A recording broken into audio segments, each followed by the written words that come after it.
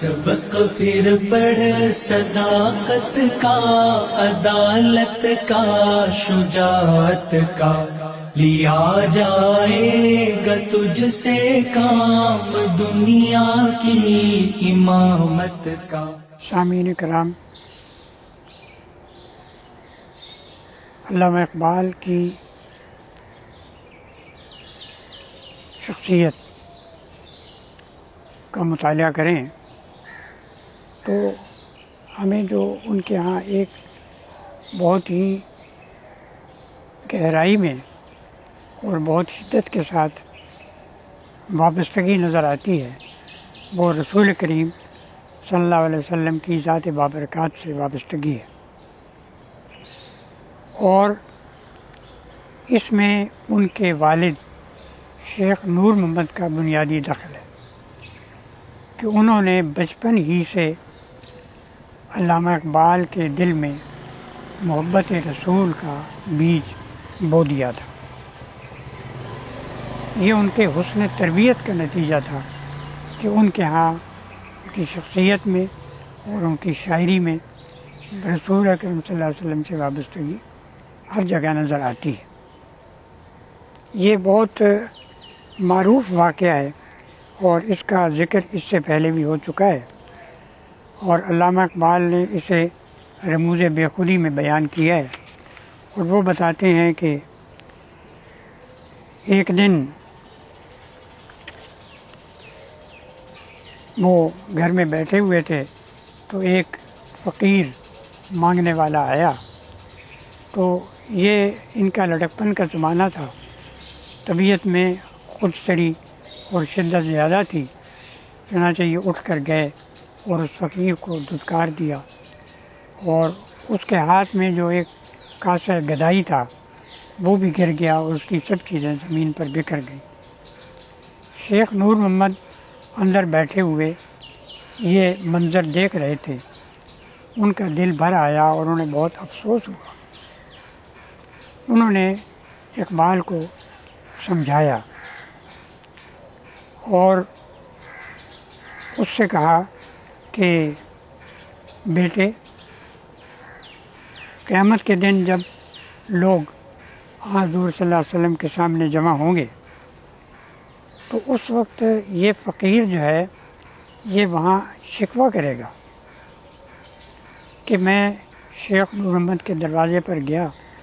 تو اس نوجوان نے مجھے دھتکار دیا، مجھے دھکا دیا۔ تو بیٹے، نبی کریم صلی اللہ علیہ وسلم مجھ سے پوچھیں گے کہ اے شخص، ہم نے ایک نوجوان تیرے سپرد کیا تھا تو تم نے اس کی کیا تربیت کی؟ تو بتاؤ کہ میں وہاں کیا جواب دوں گا، مجھے کس قدر شرمندگی ہوگی۔ اس لیے اے میرے بیٹے، اپنے طرز عمل کو بدلو اور لوگوں کے ساتھ ہمدردی کے ساتھ، نرمی کے ساتھ، خوش گفتاری کے ساتھ پیش آیا کرو۔ یہ واقعہ جو ہے وہ جیسا کہ میں نے ذکر کیا کہ اقبال کے دل میں جو محبت رسول کا بیج تھا وہ اس واقعے سے بویا گیا،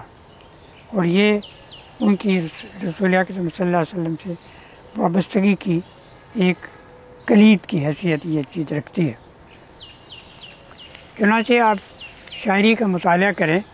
تو ابتدا ہی سے ان کے ہاں ایسے اشعار ملیں گے، مثلاً ہوا ہو ایسی کہ ہندوستاں سے اے اقبال، اڑا کے مجھ کو غبار راہ حجاز کر دے۔ حجاز کے ساتھ ایک تعلق ابتدائی زمانے سے قائم ہو گیا تھا، اور وہ تعلق اس لیے کہ نبی اکرم صلی اللہ علیہ وسلم جو ہے وہ حجاز کے اندر رہتے تھے،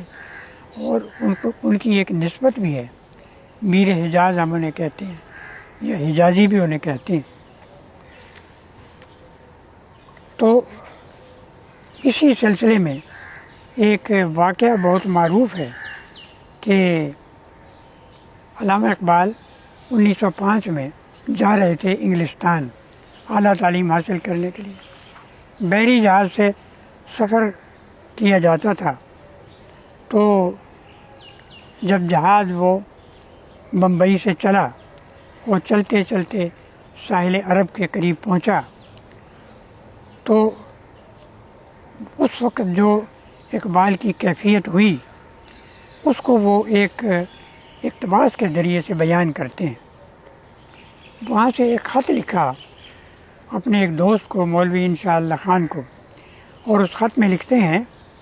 کہ اب ساحل قریب آتا جاتا ہے اور چند گھنٹوں میں ہمارا جہاز عدن جا پہنچے گا۔ ساحل عرب کے تصور نے جو ذوق و شوق اس وقت دل میں پیدا کر دیا ہے اس کی داستان کیا عرض کروں، بس دل چاہتا ہے کہ زیارت سے اپنی آنکھوں کو منور کروں۔ پھر وہ ساحل کو خطاب کر کے کہتے ہیں کہ اے عرب کی مقدس سرزمین، تجھ کو مبارک ہو کہ تو ایک پتھر تھی جس کو دنیا کے معماروں نے رد کر دیا تھا، مگر ایک یتیم بچے نے خدا جانے تجھ پر کیا افسوں پڑ دیا کہ موجودہ دنیا کی تہذیب و تمدن کی بنیاد تجھ پر رکھ دی گئی۔ تیرے ریگستانوں نے ہزاروں مقدس نقش قدم دیکھے ہیں اور تیری کھجوروں کے سایوں نے ہزاروں ولیوں اور سلیمانوں کو تمازت آفتاب سے محفوظ رکھا ہے۔ کاش میرے بد کردار جسم کی خاک تیرے بیابانوں میں اڑتی پھرے اور یہی آوارگی میرے تاریک دنوں کا کفارہ ہو۔ کاش کہ میں اس پاک سرزمین میں جا پہنچوں جہاں کی گلیوں میں اذان بلال کی عاشقانہ آواز گونجتی تھی۔ تو یہ ایک والہانہ اظہار ہے محبت کا اور تعلق کا۔ چنانچہ ایک نظم ہے ان کی حضور رسالت معاب میں، جس میں وہ بتاتے ہیں کہ وہ نبی اکرم صلی اللہ علیہ وسلم سے ایک سوال کرتے ہیں۔ یہ وہ زمانہ تھا کہ جب مشرق وسطیٰ میں مسلمانوں کو خاصی پریشانی کا سامنا تھا اور طرابلس پر اٹلی نے حملہ کر دیا تھا اور مسلمان بہت پریشان تھے، تو ہندوستان کے مسلمان بھی ان کے لیے بہت دعا گو رہتے تھے۔ بہت سارے مسلمان جو ہے وہ جام شہادت نوش کر گئے تھے اور مسلمانوں کے جذبات میں بہت ہلچل بچی ہوئی تھی۔ تو اقبال نے بھی اس سے بڑا گہرا اثر قبول کیا اس خبر سے کہ اٹلی نے طرابلس پر حملہ کر دیا ہے۔ چنانچہ ایک نظم لکھی حضور رسالت معاب میں، کہتے ہیں کہ گراں جو مجھ پہ ہنگامہ زمانہ ہوا، جہاں سے باندھ کے رخت سفر روانہ ہوا، قیود شام و سحر میں بسر تو کی لیکن نظام کہل عالم سے آشنا نہ ہوا، فرشتے بزم رسالت میں لے گئے مجھ کو، حضور آئے رحمت میں لے گئے مجھ کو۔ تو مجھے ایک عالم تصور میں فرشتے جو ہیں وہ نبی اکرم صلی اللہ علیہ وسلم کے پاس لے گئے۔ تو دربار رسالت میں جب پہنچتے ہیں تو حضور صلی اللہ علیہ وسلم پوچھتے ہیں، نکل کے باغ جہاں سے برنگ بو آیا، ہمارے واسطے کیا تحفہ لے کے تو آیا۔ علامہ اقبال جواباً عرض کرتے ہیں، حضور دہر میں آسودگی نہیں ملتی، تلاش جس کی ہے وہ زندگی نہیں ملتی، ہزاروں لال و گل ہیں ریاض ہستی میں، وفا کی جس میں ہو کلی وہ نہیں ملتی۔ علامہ اقبال نے یہ نظم جو ہے وہ شاہی مسجد لاہور میں ایک جلسہ ہوا اور اس میں پڑھی تھی، اور اس موقع کی اور اس منظر کی ایک تصویر کشی حکیم محمد یوسف حسن نے کی تھی، جو نہرنگ خیال کے مدیر تھے اور جو اس جلسے میں حاضر تھے۔ اور بھی بہت سارے لوگ تھے، وہ بتاتے ہیں کہ دوسرے لوگوں نے بھی تقریریں کی اور کچھ قراردادیں بھی پاس کیں۔ پھر علامہ اقبال سے کہا گیا کہ وہ اپنی نظم سنائیں، تو کہتے ہیں کہ 15-20 ہزار مسلمان ہوں گے اور بڑی آتشی تقریریں کی تھی، لوگوں کے جذبات بڑے بڑکے ہوئے تھے۔ تو اس کے بعد علامہ اقبال نے نظم پڑھنی شروع کی تو بالکل خاموشی ہو گئی۔ علامہ نے نظم سنائی اور جب پوری دل سوزی کے ساتھ اور سرشاری کے ساتھ یہ شعر پڑھا، مگر میں نظر کو ایک آبگینہ لایا ہوں، جو چیز اس میں ہے جنت میں بھی نہیں ملتی، تو لوگوں کا تجسس بڑھ گیا کہ وہ کیا چیز ہوگی جو جنت میں بھی نہیں ملتی ہے. تو علامہ نے اس کے بعد یہ شعر پڑھا: جھلکتی ہے تیری امت کی آبرو اس میں، طرابلس کے شہیدوں کا ہے لہو اس میں. تو مجمع بے قابو ہو گیا، چیخ پکار، نال و بکا اور آو فغاں سے مسجد کی دیواریں لرزنے لگی. اللہ اکبر کے فلک شگاف نعرے سے فضا گونجنے لگی. لوگ پاگلوں دیوانوں کی طرح کپڑے پھاڑنے لگے، کوٹ اتار کر پھینک دیے اور ٹوپیاں فضا میں اچھال دی. زمین پر اس طرح لوٹنے اور تڑپنے لگے جیسے ان کو کسی نے ذبح کر ڈالا ہو. تو وہ حکیم یوسف حسن کہتے ہیں، میں نے اپنی زندگی میں کسی موت کے سانحے پر بھی یا کسی اور موقع پر بھی ایسا دلخراش منظر اپنی آنکھوں سے نہیں دیکھا ہے. تو یہ تاثیر تھی اس کی کہ علامہ اقبال نے کہا کہ میں طرابلس کے شہیدوں کا لہو جو ہے وہ لے کے آیا ہوں اور رسول اکرم صلی اللہ علیہ وسلم کی خدمت میں پیش کر دیا ہے. اس کے بعد علامہ اقبال رسول اکرم صلی اللہ علیہ وسلم کے اس احسان عظیم کا ذکر کرتے ہیں جو انہوں نے اس امت پر کیا ہے. یعنی جو عرب کی حالت تھی اس سے پہلے، ظلم و زیادتی سے زمین بھر گئی تھی اور لوگ اپنی بچیوں کو زندہ گاڑ دیا کرتے تھے. دشمنیاں جو ہیں وہ سال آ سال تک چلتی تھی اور معمولی باتوں پر قتل و غارت کیا جاتا تھا اور لات و منات کی پوجا کی جاتی تھی. تو نبی اکرم صلی اللہ علیہ وسلم نے ان سب خرابیوں سے نجات دلائی امت کو اور اسے ایک سربلند اور اونچی قوم بنا دیا. اب اس کے کچھ تقاضے بھی ہیں. ایک حدیث ہے جس میں یہ ذکر ہوتا ہے کہ نبی صلی اللہ علیہ وسلم نے یہ فرمایا کہ مومن جو ہے اس کی 3 نشانیاں ہیں. ایک تو یہ کہ وہ ہمیشہ سچ بولتا ہے، دوسرا یہ کہ اس کے پاس کوئی امانت رکھی جائے تو اس میں وہ بددیانتی نہیں کرتا، اور تیسرا یہ کہ وہ اپنے پڑوسیوں سے حسن سلوک کرتا ہے. تو یہ عادات حب رسول کا تقاضا ہے کہ انسان اپنے اندر یہ عادات پیدا کرنے کی کوشش کرے، اور یہ اس وقت تک نہیں ہو سکتی جب تک کہ انسان اپنے اندر تبدیلی نہ کرے، اس کے دل میں جب تک تبدیلی نہ ہو. اور نبی کریم صلی اللہ علیہ وسلم کی ایک صفت ہے کہ وہ اپنے ساتھیوں کو، مسلمانوں کو کا تزکیہ بھی فرماتے تھے. یعلمہم الکتاب والحکمت ویزکیہم، کہ ان کو کتاب کی سکھاتے تھے، کتاب کی حکمت بھی، اور ان کا تزکیہ بھی فرماتے تھے، یعنی جسے صفائے قلب کہتے ہیں، اندرون. تو انسان کا جب تک باطن جو ہے وہ صاف نہیں ہوتا اس وقت تک وہ محبت رسول کا دعویٰ کیسے کر سکتا ہے. چنانچہ وہ اس بات کو، اور جب انسان کے دل میں محبت رسول پیدا ہو جائے تو یہ دنیا و ما فیہا سے زیادہ قیمتی چیز ہے. چنانچہ وہ بہت معروف ان کا شعر ہے کہ کی محمد سے وفا تو نے تو ہم تیرے ہیں، یہ جہاں چیز ہے کیا لوح و قلم تیرے ہیں. کہ اگر محمد سے تم وفا کرو، اور وفا کرنے کا مطلب کیا ہے کہ تم ان کے بتائے ہوئے راستے پر، ان کی بتائی ہوئی ہدایت پر اپنی زندگی کو چلاؤ، اس کے مطابق زندگی بسر کرو. اب علامہ اقبال نبی کریم صلی اللہ علیہ وسلم کی خدمت کا ذکر کرتے ہیں کہ خدمت رسول جو ہے وہ بھی انسان کے لیے لازم ہے، اور وہ محبت رسول کا تقاضا پورا نہیں ہو سکتا جب تک کہ انسان خدمت رسول نہ کرے. اور اپنی زندگی کے بارے میں وہ یہ کہتے ہیں کہ میں اپنی زندگی پر جو نظر ڈالتا ہوں تو مجھے افسوس ہوتا ہے کہ میں دنیا کے علوم پڑھتا رہا اور میں نے دین کا علم جو ہے وہ نہیں سیکھا. تو اگر میں دین کا علم سیکھتا تو بہت اچھی بات ہوتی، لیکن اب بھی میرا جی چاہتا ہے کہ جتنی زندگی کچھ ہے وہ نبی کریم صلی اللہ علیہ وسلم کی خدمت بسر ہونی چاہیے. لیکن یہ خدمت جو ہے وہ زبانی کلامی دعووں سے پوری نہیں ہو سکتی، بلکہ وہ خدمت رسول کو خدمت اسلام کے برابر سمجھتے ہیں۔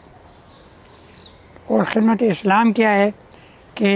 اسلام کی نشأت ثانیہ کے لیے جو کچھ بھی انسان سے ہو سکتا ہے وہ کرے، اس لیے کہ جو دین ہے اس کو سر بلند کرنا اور اقامت دین کا خیال رکھنا، اقامت دین اور نشأت ثانیہ کے لیے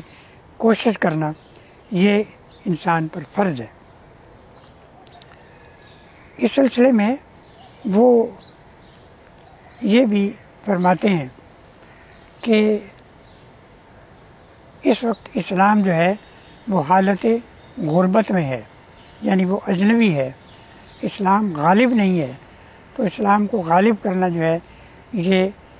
ایک حب رسول کا تقاضا ہے۔ اقبال نے ایک جگہ کہا ہے کہ قافلہ حجاز میں ایک حسین بھی نہیں، گرچہ ہیں تابدار ابھی گیس ہوئے دجلہ و فرات۔ اور اسی طرح یہ کہ کیا اور نہیں غزنوی کار گئے حیات میں، بیٹھے ہیں کب سے منتظر اہل حرم کے سوگرا۔ مراد یہ ہے کہ جو باطل قوتیں ہیں وہ دندناتی پھرتی ہیں، تو کوئی اور غزنوی نہیں ہے محمود غزنوی جو ان کی سرکوبی کرے۔ اور اسی طرح افسوس یہ ہے کہ قافلہ حجاز میں ایک حسین بھی نہیں، یہ حضرت امام حسین علیہ السلام جنہوں نے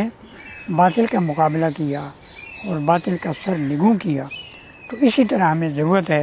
کہ ہم بھی کوشش کریں، تاکہ وہ ایک جگہ ذکر کرتے ہیں قرآن حکیم کی اس آیت کا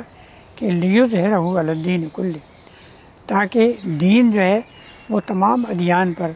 غالب آ جائے اور اس کا غلبہ ہو۔ اقبال کی محبت رسول کے سلسلے میں ایک پہلو یہ بھی ہے کہ وہ حج نہیں کر سکے، مدینہ طیبہ میں حاضر نہیں ہو سکے۔ ایک مرتبہ جب وہ انگلستان سے واپس آ رہے تھے اور فلسطین گئے تو کسی نے کہا کہ وہاں سے وہ جا سکتے تھے آسانی کے ساتھ، تھوڑا سا فاصلہ تھا، تو کسی نے پوچھا بعد میں تو آپ نے فرمایا کہ نہیں، میرا دل یہ نہیں چاہتا تھا کہ میں ضمنی طور پر سفر کروں، تو چنانچہ وہ حجاز جانے اور روضہ رسول پر حاضر ہونے کے لیے تیاری کرتے رہے۔ اوائل عمر سے ان کا یہ خیال تھا، 1925 کے زمانے سے غلام رسول مہر جو ان کے پاس بہت ان کی نشست و برخاست رہتی تھی، وہ یہ بیان کرتے ہیں کہ وہ برابر پروگرام بنایا کرتے تھے سفر کا، ایک سیاحت کا، کہ وہ جو بڑے بڑے اسلامی مراکز ہیں وسط ایشیا کے، وہاں سے ہوتے ہوئے وہ مدینہ پہنچے، بغداد بھی جائیں اور مکہ بھی جائیں اور مدینہ بھی جائیں۔ اور اس کے لیے وہ اقبال نے آخری زمانے میں ارمغان حجاز میں فارسی رباعیاں جو ہے وہ تصنیف کی، اور وہ یہ کہا کرتے تھے کہ میں یہ زاد راہ ہے میرا، اور میں یہ روضہ رسول پر جا کر پیش کروں گا۔ لیکن افسوس یہ ہے کہ انہیں اس کا موقع نہیں ملا ہے۔ لیکن جب وہ یہ رباعیاں پڑھا کرتے تھے یا کوئی اور رباعی پڑھتا تھا تو وہ رونے لگتے تھے اور ان کا دل بھر آتا تھا۔ مولانا سید ابوالعلا مودودی نے محمد علی جوہر کی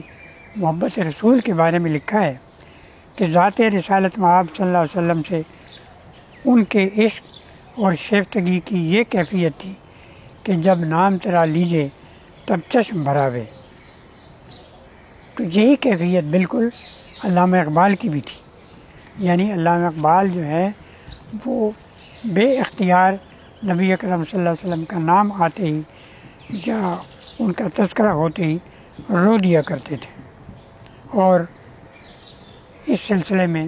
مولانا ابو الحسن علی ندوی جو ہیں انہوں نے ذکر کیا ہے، اور وہ یہ کہتے ہیں کہ زندگی کے آخری ایام میں پیمانہ عشق اس طرح لبریز ہوا کہ مدینہ کا نام آتے ہی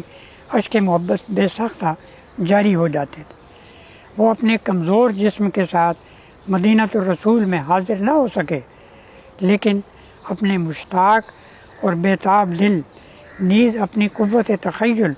اور زور کلام کے ساتھ انہوں نے حجاز کی وجد انگیز فضاؤں میں پرواز کی، بار بار پرواز کی، اور ان کا طائر فکر ہمیشہ اسی آشیانے یا آستانے پر منڈلاتا رہا ہے۔ تو ان کی یہ خواہش تھی علامہ کی کہ وہ انہیں موت آئے تو مدینۃ الرسول میں، کہتے ہیں کہ خاک یثرب عز و عالم خوش ترک، اے خنک شہرے کہ آ جا دل برس۔ اور اپنی اردو کے ایک شعر میں وہ یہ کہتے ہیں کہ اوروں کو دیں حضور یہ پیغام زندگی، میں موت ڈھونڈتا ہوں زمین حجاز میں، آرزو دارم کہ میرم در حجاز۔ تو ظاہر ہے کہ علامہ کی یہ خواہش تو پوری نہیں ہو سکی، لیکن کم از کم یہ ہوا کہ جب تدفین جو ہے ان کی وہ شاہی مسجد لاہور کے باہر سایہ دیوار میں، مسجد کی سایہ دیوار میں انہیں وہ سپرد خاک ہوئے، اور ان کو اس آرزو کو کسی نہ کسی شکل میں شرف قبولیت نصیب ہوا کہ کوکب امرا دیدہ بیدار بخش، مرکدے در سایہ دیوار بخش، تا بیا سایت دل بیتاب من، تا بیا سایت دل بیتاب من، بستگی پیدا کند سیماب من، با فلک گویم کے آرامم نگر، دیدہ آغازم انجامم نگر۔ تو یہ تھی وابستگی کی کچھ تفصیل حضور اکرم صلی اللہ علیہ وسلم کے ساتھ علامہ اقبال کی وابستگی۔ سبق پھر پڑھ صداقت کا، عدالت کا، شجاعت کا، لیا جائے گا تجھ سے کام دنیا کی امامت کا۔